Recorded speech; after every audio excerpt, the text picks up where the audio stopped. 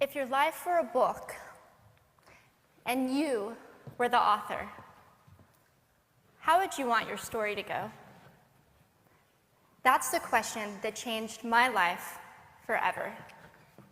Growing up in the hot Las Vegas desert, all I wanted was to be free.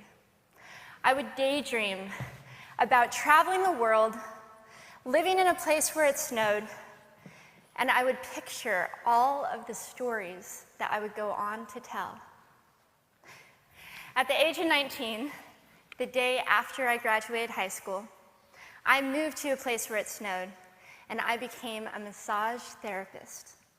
With this job, all I needed were my hands and my massage table by my side, and I could go anywhere.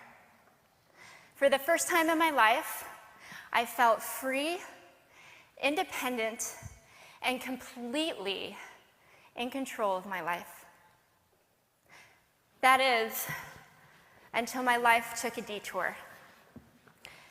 I went home from work early one day with what I thought was the flu, and less than 24 hours later, I was in the hospital on life support with less than a 2% chance of living.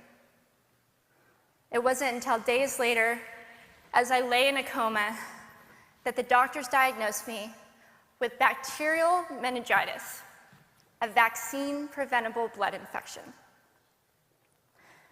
Over the course of 2.5 months, I lost my spleen, my kidneys, the hearing in my left ear, and both of my legs below the knee. When my parents wheeled me out of the hospital, I felt like I had been pieced back together like a patchwork doll. I thought the worst was over until weeks later when I saw my new legs for the first time. The calves were bulky blocks of metal with pipes bolted together for the ankles, and a yellow rubber foot with the raised rubber line from the toe to the ankle to look like a vein. I didn't know what to expect, but I wasn't expecting that. With my mom by my side and tears streaming down our faces, I strapped on these chunky legs and I stood up. They were so painful and so confining that all I could think was, how am I ever going to travel the world in these things? How was I ever going to live the life full of adventure and stories as I always wanted?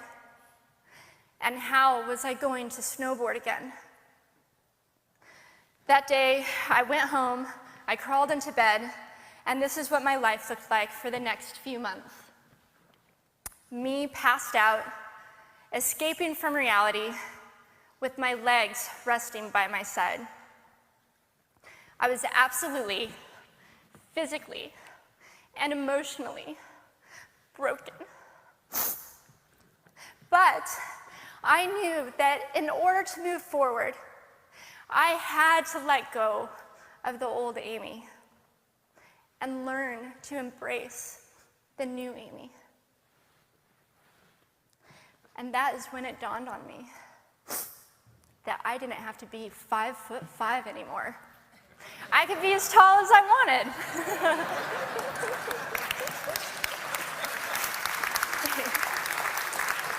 Or as short as I wanted, depending on who I was dating. And if I snowboarded again, my feet aren't going to get cold. And best of all, I thought, I can make my feet the size of all the shoes that are on the sales rack. And I did. So there were benefits here. It was this moment that I asked myself that life-defining question. If my life were a book and I were the author, how would I want this story to go? And I began to daydream. I daydreamed like I did as a little girl. And I imagined myself walking gracefully, helping other people through my journey, and snowboarding again. And I didn't just see myself carving down a mountain of powder, I could actually feel it. I could feel the wind against my face and the beat of my racing heart as if it were happening in that very moment. And that is when a new chapter in my life began. 4 months later, I was back up on a snowboard, although things didn't go quite as expected.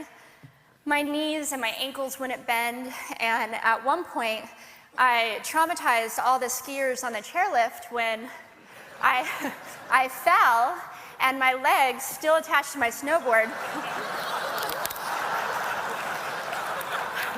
went flying down the mountain.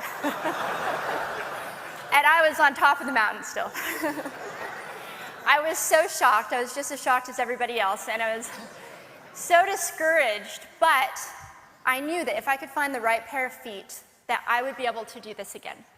And this is when I learned that our borders and our obstacles can only do two things.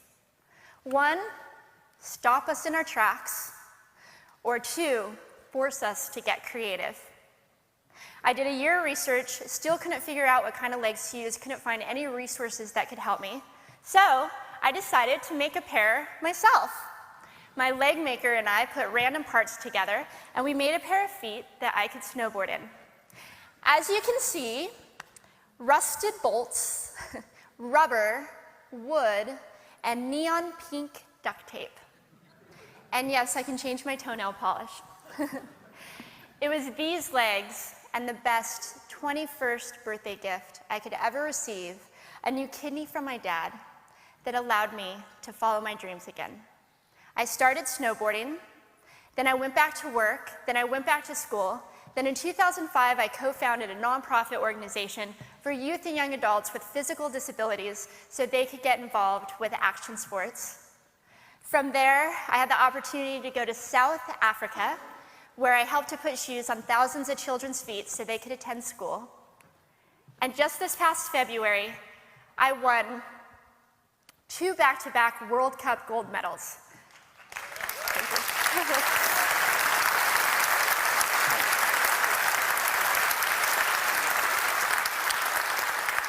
Which made me the highest ranked adaptive female snowboarder in the world. 11 years ago, when I lost my legs, I had no idea what to expect. But if you asked me today if I would ever want to change my situation, I would have to say no. Because my legs haven't disabled me. If anything, they've enabled me. They've forced me to rely on my imagination and to believe in the possibilities.